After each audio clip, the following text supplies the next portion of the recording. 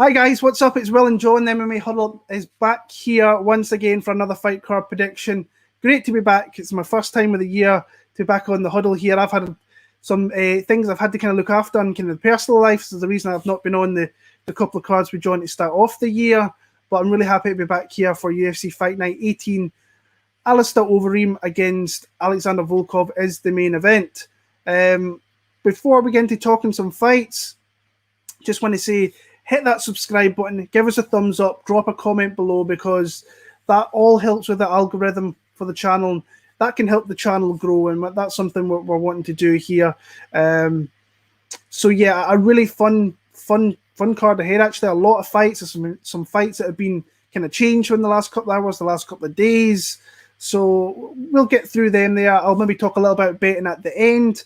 I just want to say a massive thank you for John for kind of making sure the channel kept on going through January, because, like I say, I was kind of MIA. I had my own stuff I kind of had to deal with, but John kept it running here, and just a big thank you to the main man, John. How are you, brother? I hope you're well. So it's been a wee while since we spoke, but again, a massive thank you for kind of sticking it out there when I wasn't available. Bro, I'll always keep it going, because it's what we do, and we love this. We love doing this anyway, man. So, and you have a different lockdown situation than I do. So it's a different world in the UK than here. We're out of lockdown. You know, we only had a 3-week lockdown, so we're all good.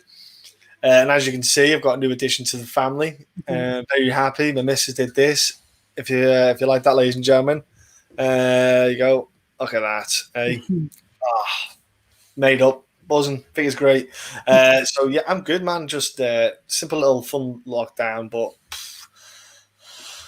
fights are kicking in now. We've got 3 weeks. I think we've got 3 weeks or 4 weeks of fights, and then was it a little break? There's like another week break, isn't there, after a little while? But either way, we've got they're doing like a 1 week off, I think it is, which is nice, rather than like last year where it felt like I was getting abused. But yeah, it's a bit easier this time, let's say. Yeah, no, absolutely no doubt. I actually think I've got a funny feeling we're on an eight-week run here, John. So I'm not sure I'm not sure we've got a break, but I could be wrong, because I'm not sure some of the cards are. I don't mind 8 weeks though, as long as you get like a break after, a little week off, and then reset again. I'm all good. Yeah, I'm not. I'm just happy we're kind of going to get into a run here where we're going to have consistent cards, and there's good fights being put together as well for the start of the year. So looking forward to speaking about those when they come around. But like I say, if you're in the stream here, drop something into the comments box. We'll get up on the screen once we get through a couple of these fights, but we're going to get started. We're going off what we see on Tapology here, because it seems to have a kind of full 14 fight card kind of in place compared to the usual kind of Wikipedia. So it's starting off with a kind of catchweight bout at 140 pounds with Osbourne against Dennis Bondar. Who have you got in this fight here, John? Thank you very much for letting me kick off, bro. I'm looking forward to Ode coming along, because I thought his fight against Kelleher, I thought he's a good fighter in general, looking at him. You know, I think he's got the physique. He's long, rangy fighter. He's awkward to go against. So I actually quite like the look of the guy as a whole, really. So I'm looking forward to seeing what he can bring in this fight. I think the fight suits him really well. Looking over, like, obviously what he's done. Obviously,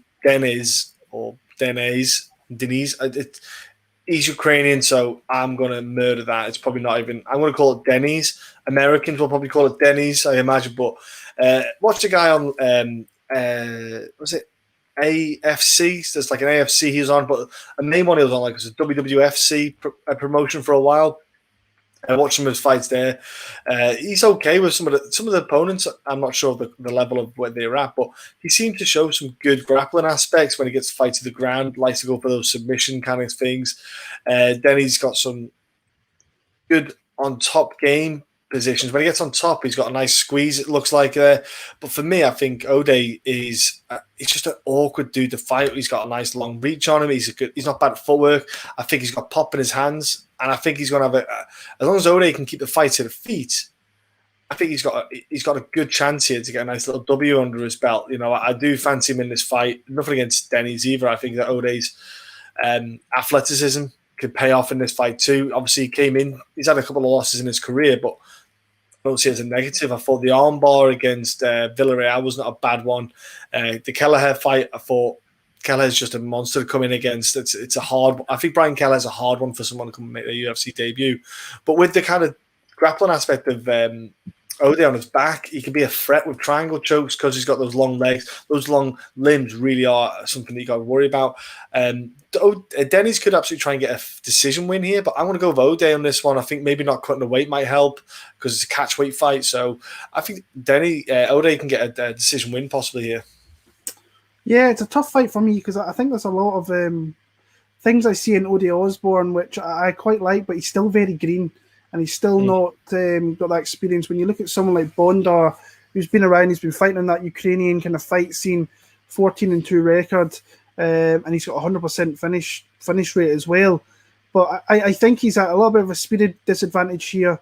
But experience-wise, I like kind of where he's at. He's fought a lot of guys with half-decent records, and he's very well versed kind of with his striking to his submissions as well. So not a fight I've looked into as much as others. I know who Bondar is because I like making videos now and again about prospects potentially coming into the UFC, and him as a flyweight prospect was one that I liked because I do think the UFC need more kind of flyweights. But because at 140 here, I'm kind of interested to see how he kind of looks at that weight, because Osbourne I think might hold that weight a little bit better than what Bondar might. So I'm going to take Bondar, but not super confident in the pick, if I'm being honest with you there. Next up, we've got Youssef Zalal against Seung Choi. Interesting fight here. This was supposed to be Seung Choi against Colin Anglin, who pulled out last week with an injury. And Seung Choi was someone I actually kind of liked as a kind of parlay piece. But now Youssef Zalal's come in here. I'm kind of liking the Zalal side a little bit for the simple reason that he's not super spectacular in any kind of one area, but he's decent in a lot of areas, and he's a guy he fights constantly, kind of seems to get better kind of with every fight that goes on.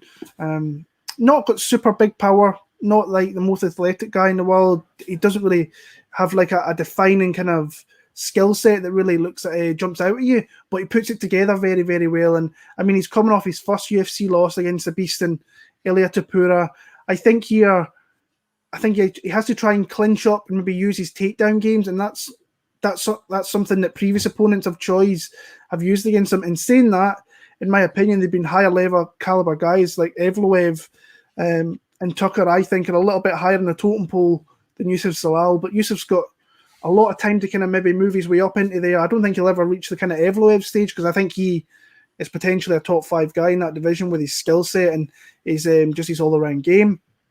But I can see Zalal just doing a little bit to kind of push him against the cage. I don't think his wrestling's all that great personally, but I think he can work takedowns here and get it. But I think he can maybe hold up Choi a little bit. So I'm leaning on the Zalal side.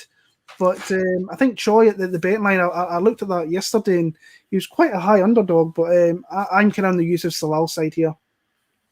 I'm going Youssef Zalal as well, bro. And it's pretty simple for me to go with him on this because he's got footwork that is going to play into this fight. Choi likes to follow guys. He almost shadows them. He's not a cut-off kind of guy. He likes to come forward with the striking a little bit and be aggressive.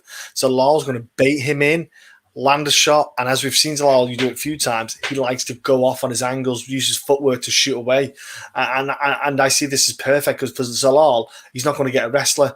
Choi's not going to be grappling. He's not going to be shooting for the double legs. He's not going to be doing that kind of thing, really, unless he's like his coaches say, look, we need to get this third round and a finish, get him down, try and submit him instead because you're not winning on striking. That could very well happen, folks, but I truly see that this fight here goes all the way for Zalal. I think he's going to be evasive. He's pretty decent at being evasive. Sometimes he gets a bit cocky and gets caught. But I think in a fight like this, Choi's not got the boxing footwork to really cut that cage off and really make it hard for Zalal to get away. I feel we might see, I don't say a boring decision win for Zalal, but I think it'll be a more clean finish for him. I think he'll get the hits, he'll move, stick him, he won't be sticking around, he'll be popping, moving, and Choi's going to be punching a bit of thin air, chasing after him. And when you're chasing the guy, it's hard to get land that punch. It's hard to really get it because you're not getting your feet planted because you're constantly moving forward at the same time. The guy's got angles. It's hard work. So I've got Zalal on this one, bro. What was I going to say to you? I love the idea, Bobby, of doing the recap of 257, but it was 2 weeks ago. Yeah, it was 2 weeks ago. So sorry about that, and we didn't have. We never had the time. Yeah, we didn't have the time to do it. We've never actually talked about doing recaps of events before. It would be trying to fit it in would be a potential issue, especially with future plans that we have. Adding another show would be or another episode, so to speak, would be it would be highly difficult, Bobby. So I love it. I love the energy, bro. But we're just a bit tight for time on what we can get in. Yeah. I am going to bring this one up. Chandler against the Bronx next week. I just had a little look through Twitter, and there's a lot of talk regarding this fight. I've heard talks about it as well somewhere. So, I can't remember which account it was. Now, if that happened, that'd be filthy. That's because I think they're a fight light on that card. So adding something like that is a big spot. Interesting that's getting put together in less than 2 weeks' notice as well. So hopefully it happens. It'd be pretty cool to see something like that come to fruition there. So moving on, we've got Molly McCann against Lara Procópio. Decent. I actually think this could be a decent wee scrap here. Who have you got in this one? I see it being a stand-up fight. Mostly, it's going to almost be a back and forth. But one thing we've seen with Molly is she is very suspect to the grappling aspect, where it's almost like Achilles' heel for it. If you can get the girl down, she has a tough time with it. And the Talia Santos fight was a great example of, you can mix up your combinations with your takedowns. You could, the Gillian Robertson fight was obviously stand out. You get it down, you put the pressure on for a submission. It's there. Molly, though, I want to tip my cap off to Molly. Her conditioning has changed over the past 3 or 4 fights. She's definitely got in a lot better shape, a lot better condition, which for her as a fight is going to be, huge for her. She just looks stronger. Kind of like Roxanne Modafferi as well. Roxanne Modafferi was doing, she changed her physique suddenly as well, which was superb. UFC betting experience in the house. So for me though, I see Molly doing a lot of like media stuff, it seems nowadays. She does put herself out there. She's trying to get herself a career potentially outside of the game afterwards. She is 30 years old. I don't know, she's maybe thinking long term, which I like it. Kudos to her. Lara, though, for me, the fight against the last fight against Carla Rosa, the two girls just went toe to toe, and they just kind of kicked back and forth. Carla just had a bit more of an output, and she in this fight, I think she showed toughness. She could probably put a bit more of a pressure on here. She's got she has a bit more of the submission game side to her than Molly has. I think if I'm Lara, I'm going to be aggressive and get the fight to the ground. Molly's going to do what she does. She seems to move around a lot, as you see. Molly likes to, and she comes in with the combos. She is hittable. She likes to box more than kickbox, Molly. I think I wish I'd see a bit more calf kicking from the girls' side of things in the girls' game. I think you'd maybe incorporate a bit of kickboxing. You're looking for a good one there. But yeah, I'm going to go. I'm going to go with Lara on this one, bro. Yeah, I am as well. I'm going to go with Lara. Like I say, I've only seen the one fight of her in the UFC, and it was up at 135, and it was against a kind of big girl who's fought at 145 in Rosa. And I mean, it was one of those fights. There was a lot of output with the girls. There was a lot of kind of bad defense being shown, and there was a lot of stuff landing. But the one thing that I liked with her in that fight is she wasn't scared to kind of go in for double legs and try and take the fight to the ground. Where I think coming down a division.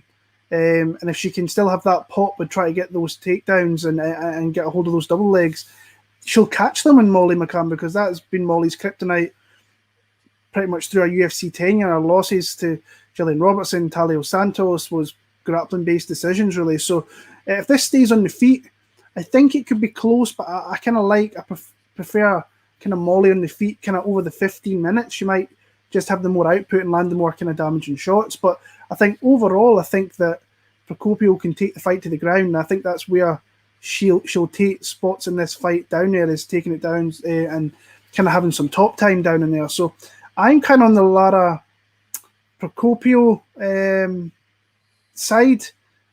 I really wish Molly kind of all the best because she's lovely. So she's like a breath of fresh air when you're around Molly McCann. So I'm going to take Lara Procópio. I'm just going to bring this up here. What NFL teams you support? Arizona Cardinals for me. LA Chargers for me. So yeah, so none of us are in the Super Bowl this weekend, but we're going to be watching regardless. So I think we were last in 95 or 96 off the top of my head. I can't. Yeah. Distant memory for that. So let's not. I'm just happy existing. Yeah. But like I say, I'll be interested to see you've got a new coach going forward. So I'm interested to see how he's going. And you've got your quarterback. Herbert's first season as a rookie was pretty good. He did some good stats. He did really well, bless him. So Ravens, mate, Jackson he's a filthy quarterback. That he is so that boy's got some talent. Like if they can build a team for him, he will be a dynamite player for those boys. But I think Moy's audio's response back to that is a brilliant one. QPR, eh? Gosh, that's. I remember when they were in the Premier League. That was let's go back a while again, but yeah, QPR. And then we've got the Ravens. Good team. So let's move on. Karol Rosa, we're just talking about her against Joselyne Edwards. Interesting fight for me here because I was looking to fade Karol Rosa, honestly, against Nico Montano. Yeah. Actually, I thought Nico had a really good opportunity to get takedowns in top position in this fight, because I watched I actually watched like 6 fights of Rosa's going back into the Brazil regionals, and she was getting takedowns, but then being put into bad positions against pretty bad grapplers, and I thought that Nico could get takedowns, take the fight to the keep it on the mat, and like get some top time with it. But obviously Nico had, I think there was a car accident or something that's been mentioned, and she had kind of whiplash effect, so you can't really fight with that. Joselyne Edwards fought against Wu Yanan a couple of weeks back in Abu Dhabi. She's jumped back in here, and her betting line's kind of high. I mean, she's like plus 190, so everybody's in love with kind of Karol Rosa here. And I'm not sure. I kind of feel like I think the value is over the other side on Joselyne Edwards because I think she's got good long striking. She can keep it distance. I don't think her ground game is there yet. I think Rosa could maybe try and get her down. Like I say, she can get fights to the ground, but she puts herself in bad positions on numerous times if you watch back some of her fights. And that's why I was ready to throw some money on Nico, was because of that. But I'm kind of on the Karol Rosa side, but I think the value is on Joselyne Edwards. I just think that Karol Rosa might do a little bit more in this fight. I mean, coming off that fight 2 weeks ago, it's a hard thing to kind of jump back in, but the people that have been doing that, like 2020 with Kevin Holland and so on, they did great with it. So she might be one of these girls that comes in and just loves to kind of fight non-stop. So I'm going to go Karol Rosa. I'll go a hard-fought decision, but I think the value is on Joselyne Edwards in that spot. I'm going Edwards on this one. I'm going the other way. Right. It's like obviously betting side of things values there, but I think from a technical standpoint, I think Edwards come in, and I was surprised on a short notice how well she did. I thought she has got some skill set, but on a short notice period, I was more on the Wu Yanan because she'd been there, done it, got a T-shirt. I thought she'd be a lot more composed, let's say, in the bout. But it was not like that at all. It totally blew me out of the water how well she stepped in and just performed. I think Rose is going to have a tough time with Edwards because Edwards is going to have that fluidity in the striking that she shows. The hands are going to be out there, the output that she's got. I think Edwards has, a wicked little striking skill set. We haven't seen a ground game properly tested by someone in the division yet, so it's early days.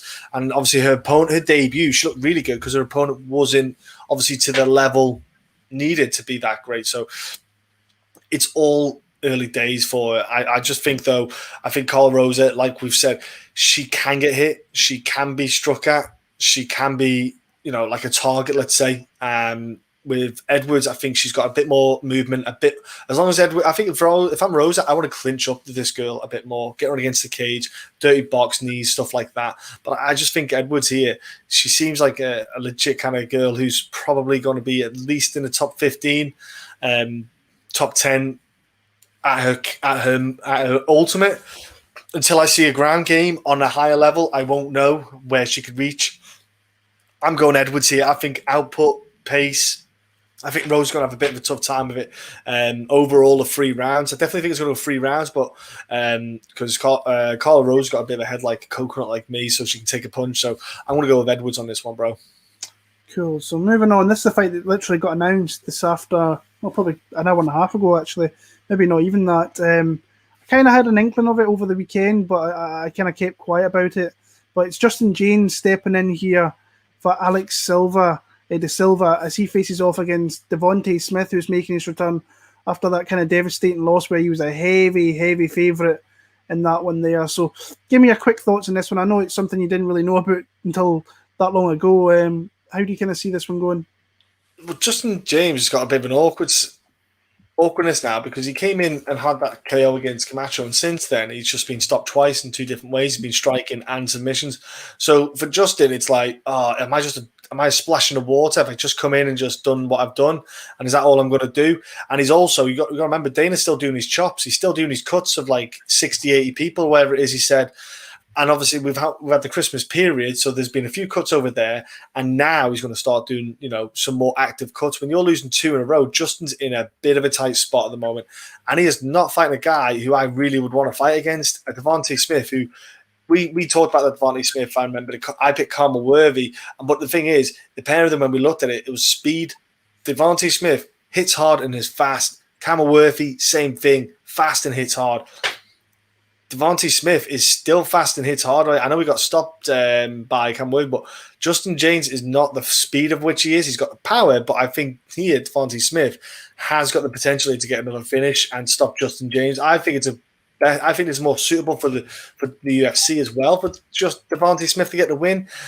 He's more highlight reel based for them. He's a better kind of product for them as a fighter. So I'm going, and especially short notes for Justin Jaynes. I'm sure Justin's been keeping in shape. He's been keeping fit, but I still feel like you're going to see Devonte Smith get another stoppage here, bro. I think he's going to be back on the win column, back with a stoppage, unless Justin Jaynes realizes he's good at short notice fights and only does short notice fights, comes in for a minute and just throws hell.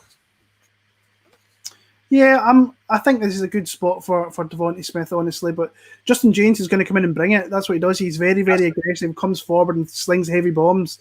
And like I say, if you can do that with Devonte Smith, then we've seen that if you catch him with the right shot, you can put that guy down. So I think he's going to pose some problems initially in the first round. I think his gas tank's not going to be all there. I think if I'm Devonte Smith, I actually fight very safe, very smart here. Try and get takedowns, tire him out, and once that kind of initial pop's gone off his shots, then you probably don't have a hell of a lot to kind of worry about with Jaynes probably past the first round. So if I'm Devonte Smith, I try and get him to the ground, try and beat him up down there, and I think he can stop him. I quite like Devonte Smith to stop Justin Jaynes here, but it wouldn't surprise me if he kind of fought a little, I don't want to say scared, but fought smart and maybe get maybe like a late 3rd round stoppage. But I've got Devonte Smith to kind of win that one there. And plus, the whole Karmel Worthy thing, if you actually watch the Contender Series fight he was on, Karmel Worthy was actually holding pads for him as Smith was hitting. So it's like the guys knew each other fairly well. That must have been an awkward spot to be in there and then get matched up on very short notice as well. So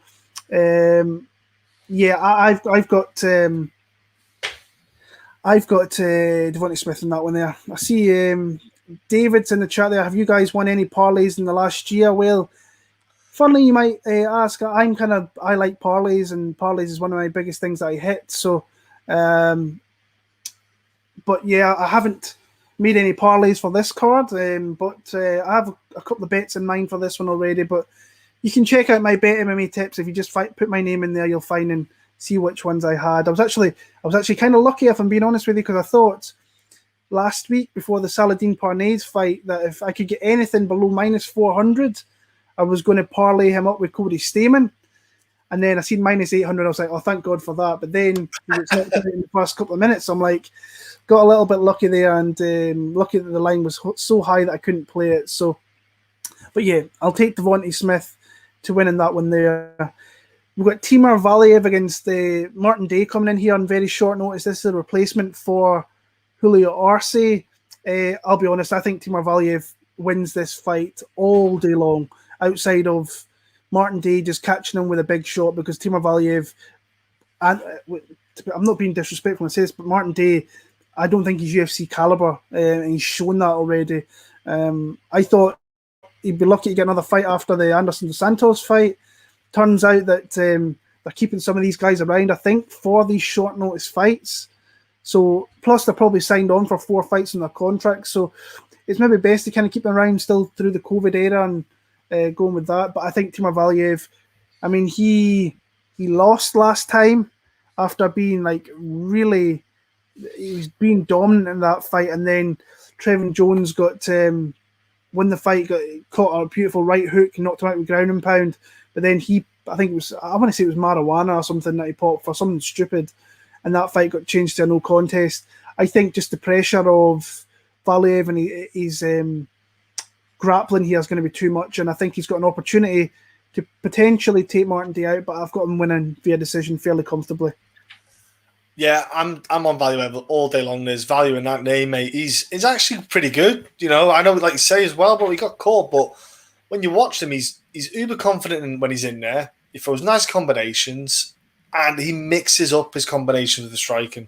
So I really like about him is he throws hard and heavy, but he's uber confident in himself. When he's in there, he's in your face. He's not scared at all, and he's got that grappling side of things where he just, if he feels like the smoke's getting a bit too much, he just jumps in and gets that down. And I think here, Martin Day, like you said, it's short nose. Martin Day's just, he's just probably happy getting paid, isn't he? Let's be honest. He's probably happy getting that last paycheck. I just don't see what Martin Day's going to do. I think he's going to get hit here pretty easily, and he's going to get busted up pretty badly. So I reckon stoppage, if I'm honest with you. Valiev, I think you can get a stoppage in this fight at some point, like a TKO on the ground and pound on the side of things. So moving on to the 205 division, we've got Mike Rodríguez against Danilo Marques. Who have you got in that one? I'd say straight. I'm going to Danilo or Hanilio, however it's Brazilian, so I don't even know if you pronounce the D on it. I don't know. I don't have a clue. But I'm going Danilo, man. That dude is big. But the thing is, Mike Rodríguez actually has a reach advantage in this one, even though he's shorter by a fair bit. But Danilo just showed, like, to me, the dude is big for that weight class. Like, big, long dude. He's got kind of confidence. He can throw a good shot. He seems to have good conditioning for the fights as well. I wasn't sure what he'd be like over, 3 rounds or anything like that. He seems to manage his range well. He seems to kind of command the sense of the cage too.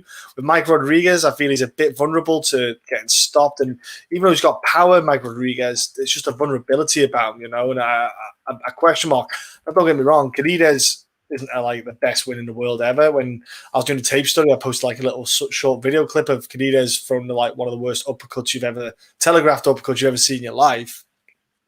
But he controlled himself well because Cadiz has got power and he just throws these horrible bunches. And with Mike Rodríguez, I just don't see what he's going to throw at Danilo that's going to really worry him too much. I think he's going to be cautious himself because of the stoppages he's had lately. He's like a hit and miss guy. Like he beat Procópio, which is so big whoop, but Jung and Ed Herman got the wins. I think Danilo is going to try and get the fight to the ground and get a submission, and I'm kind of going that way with it. I think it actually might be a submission win for Danilo. For somebody 6'6", he's not actually bad at takedowns either. So I'm picking on Danilo for that, for like a submission win, bro. This screams out to me a fight that Mike Rodríguez should win, but I don't trust him past a couple of minutes of this fight. I really don't. I think that. Danilo is not great. Let's be honest with you. That win over Khadija Ibragimov is not anything really to ride home about. But he had a blueprint for that fight where he was heavy, got the fight to the ground. and just kind of win the fight through that. And Mike Rodríguez, I don't think he's got a great gas tank. I think he is very strong and athletic in the first couple of minutes. But if he doesn't knock him out in the first couple of minutes, then this could become like a clinch fest where Danilo was getting these takedowns and laying heavy. This could turn out to be like a horrible, horrible fight. And like I say, Mike Rodríguez kind of got robbed last time against Ed Herman because that fight was done and the referee, Cristanoni, just never saw what was going on. And then Ed Herman managed to turn it around. And like I say, this kind of screams out as it should be a Mike Rodríguez win, but it's like... It should. He's a talented dude. Yeah. I can't trust him. I can't trust him. But it's like... my gut feeling on the pick is Mike Rodríguez, so I'm going to go with my gut pick in this one. But what's the betting line? Actually, I think the betting line's quite high, if I remember. So you're plus 195 for Marques. It's greasy to me, like, to bet that fight at all. But it's like you have to be on the value side in that one, and that's the Danilo one. And he could make it look, I don't want to say easy. He could win like 29-28, but winning rounds 2 and 3 pretty comprehensive with just lying on him. So I'm going to go Mike Rodríguez. That was the gut feeling when I was watching some fights back of these guys. So I'm going to take Mike Rodríguez for the win there. This is an interesting fight. Michael Johnson against Clay Guida. Two kind of veteran staple guys of the kind of UFC within the last 10, 15 years probably, especially in the Guida side. 10 plus years at least. And I actually think he looked very, very good last time out against Bobby Green. I thought he did everything that I like to see from kind of Clay Guida. Was he had a little bit of speed there. He was showing some of his striking off, but ultimately was getting takedowns. And that's always been something with Clay Guida's game that he's kind of relied on, is getting those reactionary kind of takedowns. And he did that against Bobby Green. Now, when you look across the cage at Michael Johnson, he is like... It's the weirdest thing. Like some of the fighters he's lost to, but also some of the fighters that he's beaten.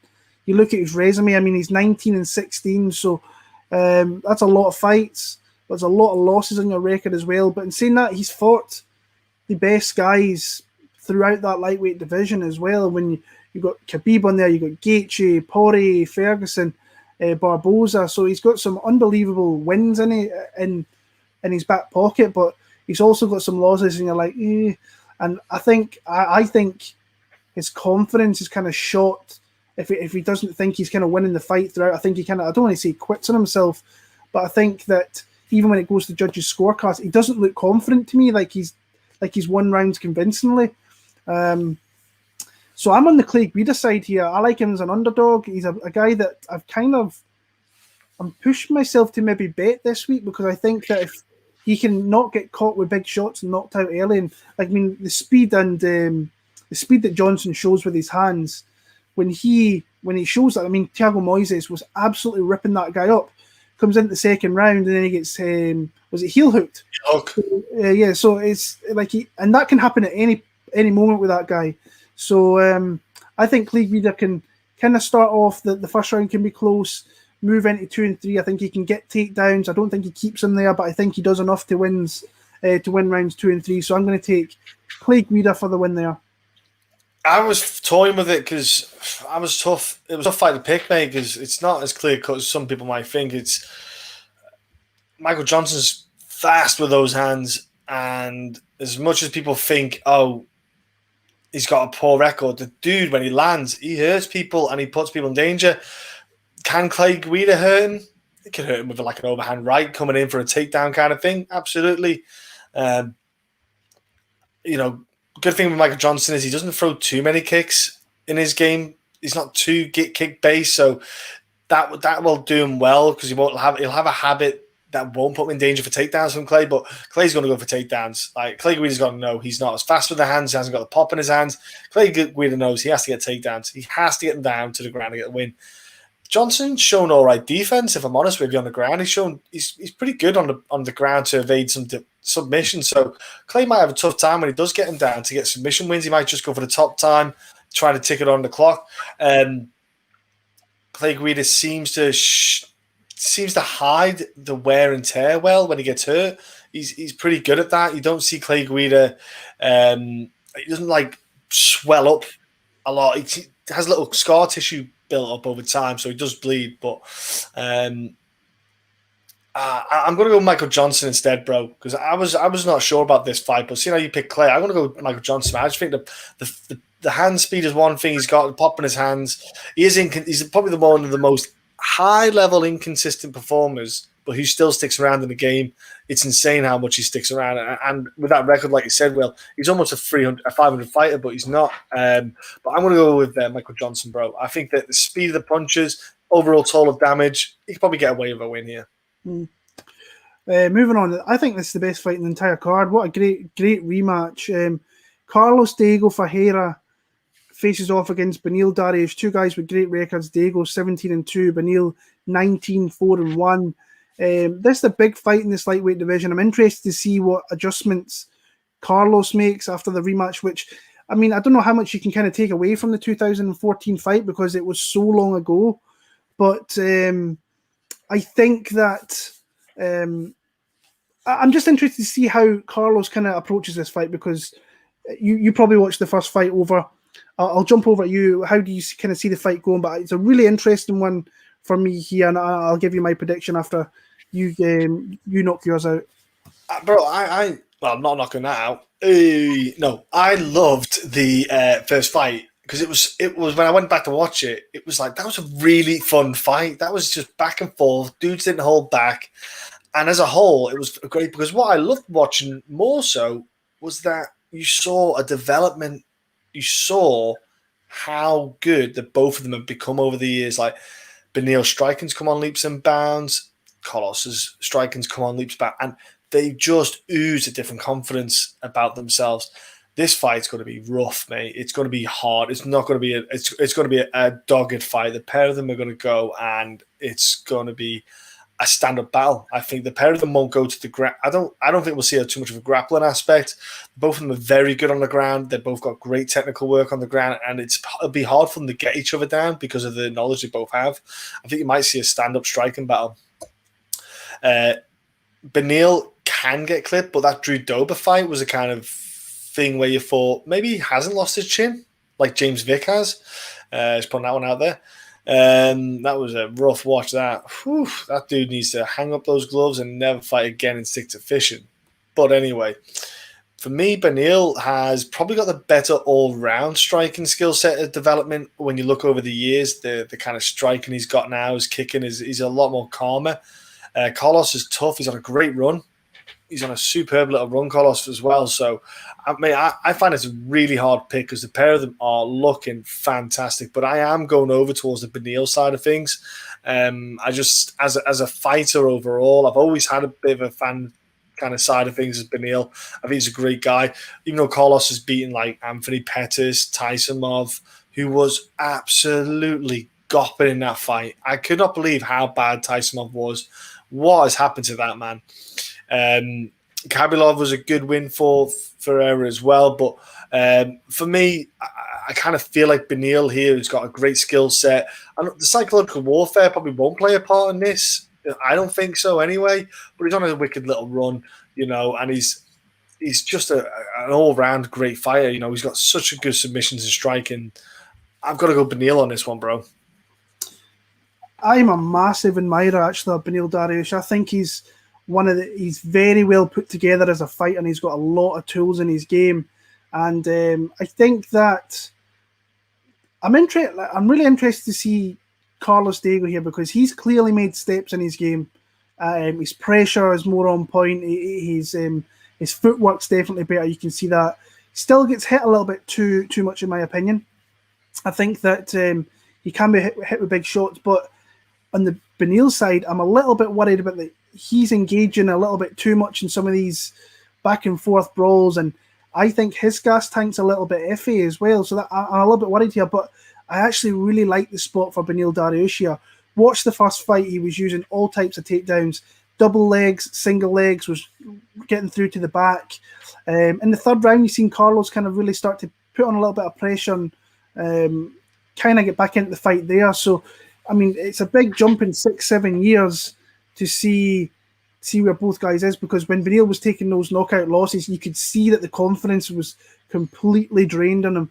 And this is why I've always kind of been on the side. Like literally the last 5 fights with Beneil Dariush, I bet him in all these spots here against Thiago Moises. He's better than Thiago Moises. Drew Dober's a very, very good fighter, but Beneil Dariush is I think a top 10 guy, where Drew Dober's looking like he's pushing into that top 15.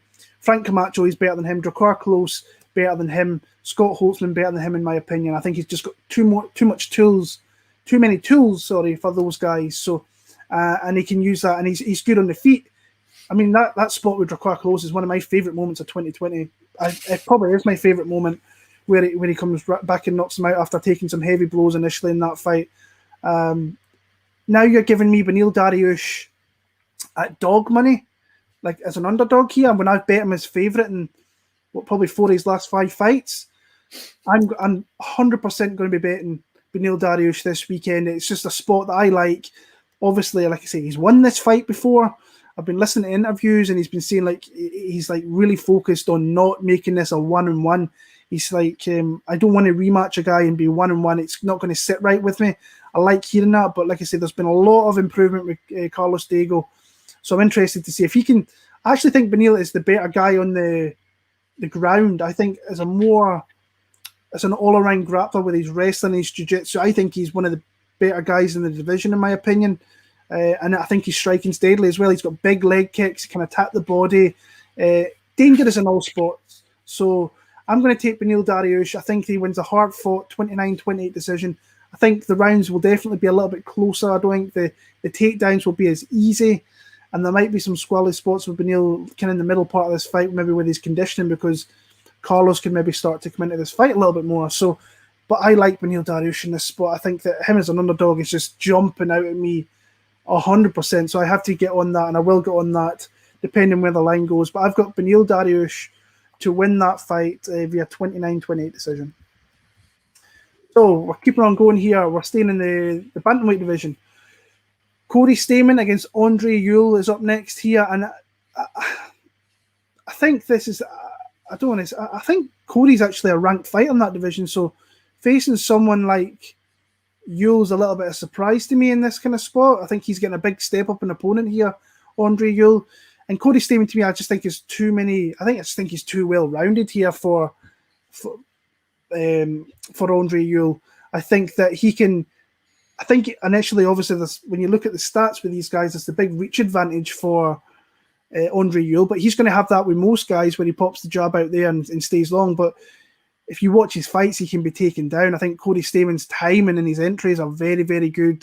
I think his footwork's very good. I think he thinks a couple of steps ahead really well. And for many guys in that division, he's a tough fight. He only loses to good fighters, and there's some spots where he's came through where he probably could have won that fight with Seung Yadong and all that. So I'm kind of on the Cody Stamann side here. I think him by decision is the best player probably in the card, actually. I'd be surprised if he maybe finished the fight, because it's not something he predominantly does. And I just don't see I don't think there'll be enough improvements for someone like Andre Ewell to stop takedowns. I mean, if you watch his fights, Nathaniel Wood was taking him down. I think Jonathan Martinez even got him down in some spots there. So I like Cody Stamann. I like him via decision now. I like Cody Stamann in this one. I think it's. I don't get the fight either. I don't understand it. I don't think Ewell's going to be able to stop takedown for the love of money. He's not going to do it. He's going to take him down, ragdolled, and it's not going to be funny. And I think I'm going Cody stoppage, mate. I think Cody's going to beat the snot out of him on the ground. I think you pin him down, get the ground and pound going, get side control, half guard probably actually pin that leg down and get some good ground and pound going. On the feet, Ewell is not going to get that space. We know Ewell likes that space with the striking. He likes to kind of be like a cerebral fighter, but I think Ewell capped when he beat Lara, and that's about it for me. I don't think Ewell's going to do it. I'm gutted as well, because watching Ewell on a regional scene, you see a good dude with a good body, physique for the fight division. You think he's got a good skill set. He looks slick. And, man, he cannot bring it to the big time. In my opinion, I think he's not done out great at all. I think Cody's got a layup here, man. It's not even a discussion. Cody, I reckon TKO on a ground and pound. Okay, got Brent Pierce here. It's like, cheers, gents. Any underdogs you like? Well, I've named Guida as one. Beneil Dariush is another. I like Procópio as well. So take your pick of them ones. I think John's on. Who were you on? Dog wise here. Danilo Marques. If you like that one there, I think John was on him. So there's definitely some spots here that if you like that, then you can go ahead there. But I've got a couple that I like, if I'm being honest with you. We'll see how that pans out. This is another great fight. A guy that I'm really interested to see make his way into the kind of UFC is Manel Kape against Alexandre Pantoja. Really, really, really good fight. How do you kind of see this one going down? It is a wonderful fight. And I tell you what, we spoke a little bit off, but it is a step up. Fighting Pantoja is a rough fight. I don't care what anyone says. Kape has fought outside of the UFC. He's been entertaining. He is an entertaining fighter, but when you're fighting the likes of Kai Asakura, and what's it, Sikirio Ito, I believe it is. I'm going to not pronounce his name. And you're beating those guys. It's like, okay, cool. You're stopping him, whatever. I didn't think they were getting hits on him. Like if you look at, Sasaki got a win on him. Horiguchi obviously got that win. He got a good hit on Horiguchi in the first instance. But overall, I think that's Kape's had some good entertaining fights. I think he's a great addition for the UFC because he'll just bring entertainment to the division. He'll just be entertainment, and that's what you need. You want eyes on the division, and you need a character. It's exactly what he is. He's got a mouth. He's cocky, and he's cocky in the cage as well. He'll be hands down, showboating. You've seen it when he gets rocked. He's been rocked a few times, guys and girls. He's not been rocked once. He's been rocked several times in fights. You see him wobble, and he puts his hands out like, "Come on, is that it?" And he baits people in where then he shoots in for takedowns and stuff like that. He's fighting a guy in Pantoja who is no mug at all. Pantoja is a legit bad man. Like, he is a badass. And he fought murderers. Like, he has fought some good, talented fighters, man. And he's been, like, what feels like he's been around for the longest time. Askarov, I think one of the things with Pantoja is maybe potentially get the takedowns and nullify him that way, just stop him standing. But, got the stoppage over Matt Schnell. Wilson Reese as well. You got he beat Sasaki, Moreno as well. Neil Siri, fair enough. But as a fighter, he's a good dude, man. He's got a great skill set. I just wish Pantoja could work on the takedown defense a bit more. I think he'd be a lot better on the takedown defense. And the Kape, if I'm him, I'm not going to try and strike with this dude. I'm going to try and take him down. But I'm going Pantoja. I think is an all-round skill set and level of who he's fought and who he's been around, like Figueiredo and stuff like that. I think Pantoja's got a good chance to get a win here over basically a hyped-up guy coming in. I mean, I've been an admirer of Kape, watching him in Risen for the last kind of couple of years, I'll be honest with you. But like I say, it's just kind of clear as day to me that he's making a massive step up. In my opinion, I think Pantoja is actually a top 5 guy in there. I think he's got all the skill set for being in that top 5. And I mean, his fight with Davison, I thought was a great fight. I thought he absorbed a lot of damage in that one, though. And I think it showed a little bit in his last fight. His fight after that, his after that. The one with Schnell, I thought that was a great fight for him. I think the Askarov one, where his punch resistance might start to kind of deteriorate a little bit. And I'm thinking, initially coming at this fight thinking, right, I think Kape's got a really good chance. But when I was watching, I was like, there's a clear path to victory here if he takes this fight to the ground and uses overall grappling. But when you watch Kape, I mean, that guy's got some vicious hooks and he fires them everywhere. He goes to the body. He's got that right hook that he caught Misagaki with that absolutely just took him out. But this is a big jump in my opinion. And the betting line to me is still fairly close. I mean, I think Kape's plus 120. Yeah, plus 120. So you're getting him as a slight dog where you're getting minus 140 on Pantoja. I just think as an all-around fighter, I think Pantoja is just in a better spot right now. And I think that hopefully he kind of uses that game plan of kind of taking him down. Don't engage on the feet for too long, because I think the longer you do that, you're giving Manel just an opportunity to land one of those bombs, and he can land it at any point in any part of your body and kind of stop you through there. But I'm going to take Alexandre Pantoja. I like him in this spot here, and I think that he kind of moves himself back up that division a little bit there. Marion Renault against Macy Chiasson.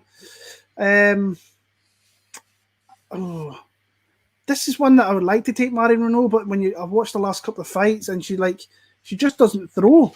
Like, she sits back too much, from my opinion. So it's like, I think that if she showed a little more guile with her game and just like threw more, I mean, I think that they should be more competitive in these fights. I mean, she's lost her last 3. That's never a good look. Last win was Sarah McMahon, where she initially lost that first round. Typical Sarah McMahon fight. Is into the second round, catches a nice triangle choke though. But I mean, she's 43 years old now. That's kind of getting a bit long in the tooth, even for the women's division. Macy Chiasson, she kind of flattens to deceive, in my opinion, as well. That fight against Lena Landsberg she came in there as a massive, and I mean a massive favourite. And yeah, she shot the bed in that one big time. Or maybe it was just Lena Landsberg. It was just her probably best night she'll ever have in the UFC. She came back, she beat Shayna Young. I don't think she looked overly impressive in that fight. So we've got a girl that's still progressing through her career against someone that's probably close to the end of their career. I think Renault, if she was to get some spots on the ground, I think would be a little dangerous down there. But for me, she just doesn't throw enough. I think Macy will edge out a kind of decision here. So I've got Macy Chiasson for the win. I'm going to go the other way. All right. I am. I think if I'm Renault, I want to go to fight to the ground on Macy. You know, get the fight to the cage. You see Macy, which is weird. You think Macy should bully girls big time, but she can be bullied. I'm going to go with Renault on this one. I think that obviously 3 losses is a big deal. She talked about, apparently, she was talking about an interview about how she felt things went wrong in fights and how how she feels like, she was honest and how she corrected them and stuff to go into this one. And for me, she's been against like top girls, Renee. She's fought top level girls, and I think she's got that experience, veteran experience, obviously fighting the UFC for as long as she has now. I think she's got the skill set to kind of outsmart Macy. I feel like Macy's green still. Macy's got a lot of potential in her. Like, I think we all saw that the girl, if she could get if she can fight right, she can murk girls.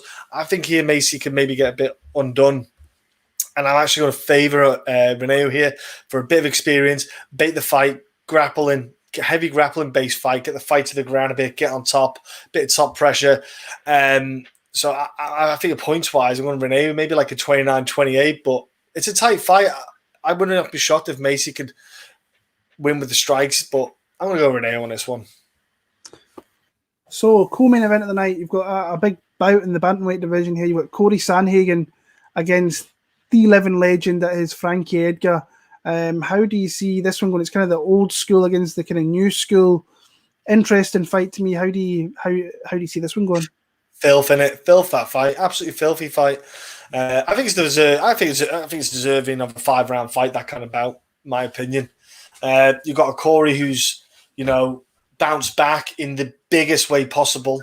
Against Marlon Moraes, who everyone's looking now at Marlon Moraes and just questioning what's going on. The guy came in, was an absolute murderer, and now he's just not doing things, aren't clicking for him. And I think they're doing Jose Aldo versus Cody, isn't it? That's what they're talking about doing.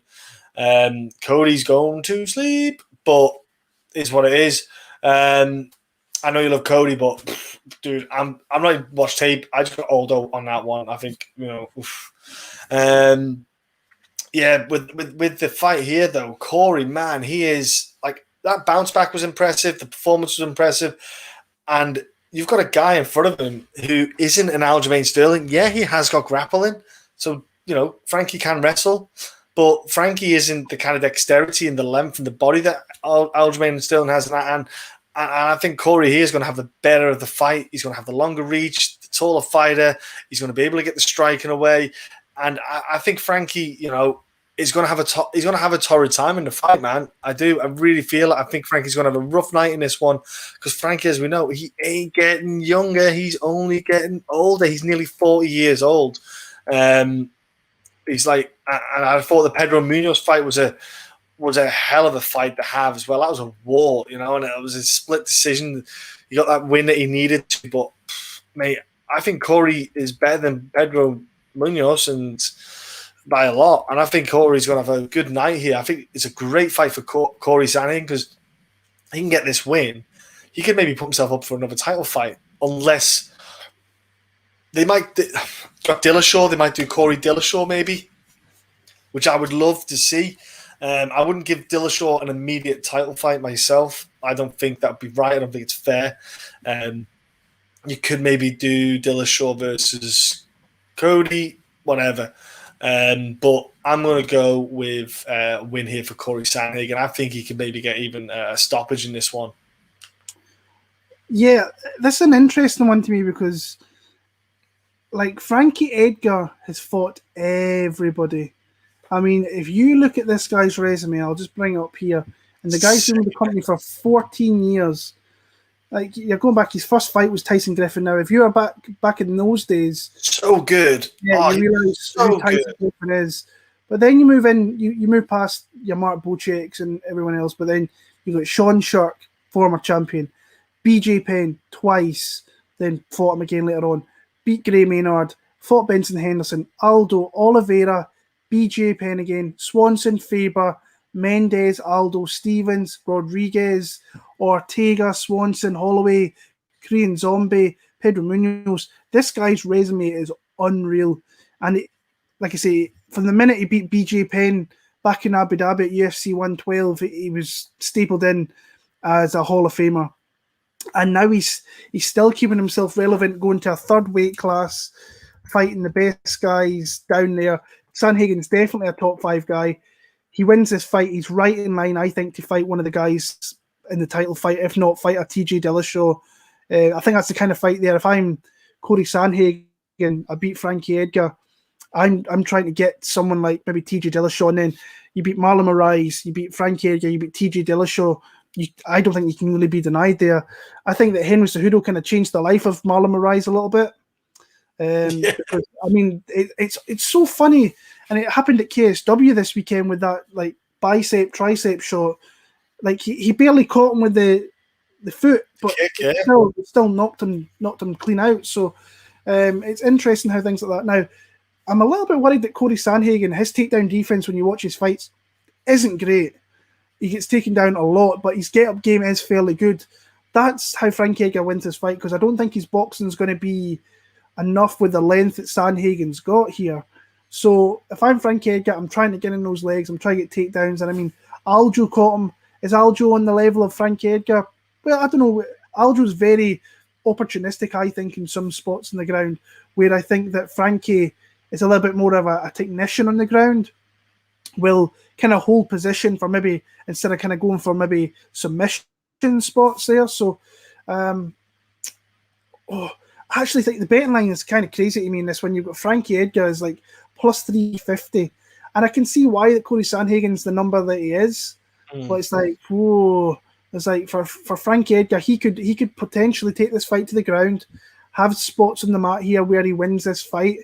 And does that. So, but it's hard to really go off the Sandhagen side, because you've seen that if he starts to really get going and get his confidence early, it could be a really rough fight for Frankie Edgar. So I'm going to lean on Corey Sandhagen here, but I think this could play out a little bit closer than what the betting line kind of plays out to be if the fight goes kind of late on into the second and the third there. So I'll take Corey Sandhagen for the win there. And the main event of the night, we've got Alistair Overeem against Alexander Volkov in a fight that was supposed to take place actually a couple of years ago, I believe, in Russia. I think. Russia was there. It was one of them. I thought it was against Pavlovich that maybe came in for Volkov. I don't even know. I can't even remember, but it's that long ago. Like I say, Reem's out here saying this is his last run. He wants to get the belt. He wants to. I don't think he ever will, honestly. But I like the confidence he's showing, saying this is the last thing. He's putting everything into his camps. I think that where he wins this fight, I mean, I've seen some people saying that, oh, he has to get this fight to the ground, and I'm like, this is Alistair Overeem, who is like a K1 champion. So the guy, we know his chin's not nowhere near as great as what it once was, but the guy's still got some serious striking skills. But we can see that the guy's got very little confidence in his chin, and he can be put out at kind of a moment's notice at any point. You've seen that in the Jorginho fight where he was winning that one, and there was like 5 seconds left, and he gets knocked out. So, but what you have seen with him, and I love his ground game. I think his like ground and pound is serious. If he can get some of these takedowns that Volkov's been kind of been getting taken down with recently, I'm saying that it's Curtis Blades. Probably the best wrestler in the division, who consistently fight in and fight out will go for takedowns. If he can get this fight to the ground and catch Volkov here in a position where he can reign ground and pound, it would not surprise me if he knocked him out. But I like the fact that actually Overeem's still working with Curtis Blades, so that could be like a game plan that they use as they try and get into the clinch. He's always been super dangerous there in the clinch, but when you go in there, then you've got the knees come up the middle from Volkov. He can catch you with uppercuts. He can run through you a little bit there as well. So to me, I think if Reem gets this to the ground, I think he's got a legit opportunity to stop this guy. But I just don't see it happening enough to. And I'll talk about that Blades fight again. I mean, he got taken down non-stop and still kept himself in that fight and came into that fight at the later that it got, and Curtis Blades kind of fell out a little bit and gassed a little bit. But I think that Overeem, I think he's going to get caught with a shot that's going to hurt him initially in the middle part of this fight. Once he starts kind of running and getting backed up in the cage, I think the length of Volkov will come to fruition here. So I am going to go Alexander Volkov. I'm going to take him to a TKO in round number 4. Nice. Like you said, bro, Reem is doing his last run. Cowboy as well said that too, didn't he, a little while back? So Cowboy's on his last run this year. So this year we're going to lose. I think this year we'll lose both of those dudes. We're going to lose Cowboy and the Reem, which is crazy because feel like they've been around for ever. They're just like you don't see their name fighting a year. It's something up. There's something weirdly wrong. But man, Volkov going one last hooray, hoorah. I kind of like it, though, because he said it. He said, if I lose, I'm out. I quit. I retire. Doesn't matter. So there's almost like he's like, I'm going for the belt. That's it. Maybe there's a bit of Baron then where he's going to go, I'm going to go for it. I'm not going to be tentative in fights. I can't risk going decisions. I need to potentially get wins here, like stoppages. I need to get, submissions, striking, whatever it is.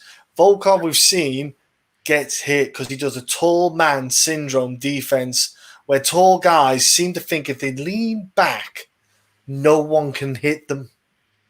I don't understand it, but they suddenly think if they do this, their chin disappears from the opponent's fists. And Volkov does that as well. And the great thing about when you lean back like that, I think a lot of people talk about the takedown, Will, because when Overeem, if you want to take a guy down, you throw the strikes that lean back. They're light on that front leg, and that's where the takedown opportunity arrives on the grappling side of things.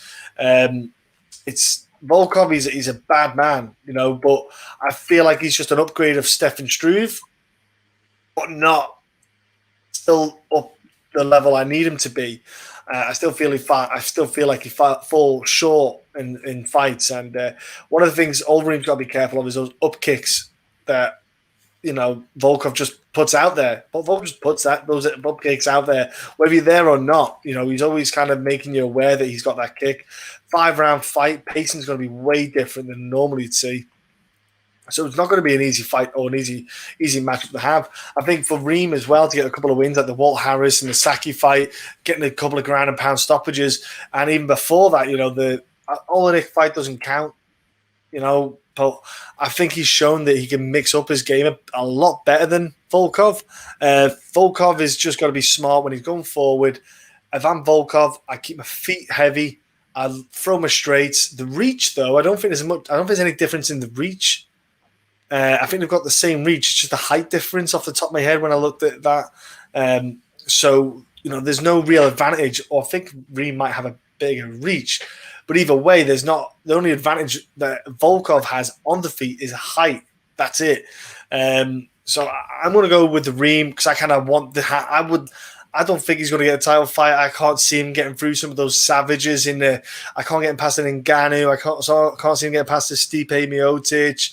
You know, there's guys in that division, like even a Curtis Blades, because he might have to fight Curtis Blades if it got to that point. I just can't see him beating them guys. It's not, but I've got a bit of a, you know, if it's his last run, I want him to get close. I don't want him to lose on the bloody first fight. That'd be crap. I want him to have a bit of a run. So I'm going to pick the Reem because I'm just going to go with him, you know. Let's get get close. At least get close. Maybe a fight or two away from the strap. That will make me happy. Same with Cowboy. I like the Cowboy to get a decent payday if a top 5 dude like a Tony Ferguson or a Dustin Poirier again or whatever, whoever it is, or a rematch with Conor, whatever it is. I'd like to, or a Nate Diaz fight, a bit. Cowboy to go out on, you know, so that's what I'm going with, the Reem. So that's our fight picks for this week, guys. We'll get into the kind of betting side of things here. Is everything okay, John? Are you there? You good?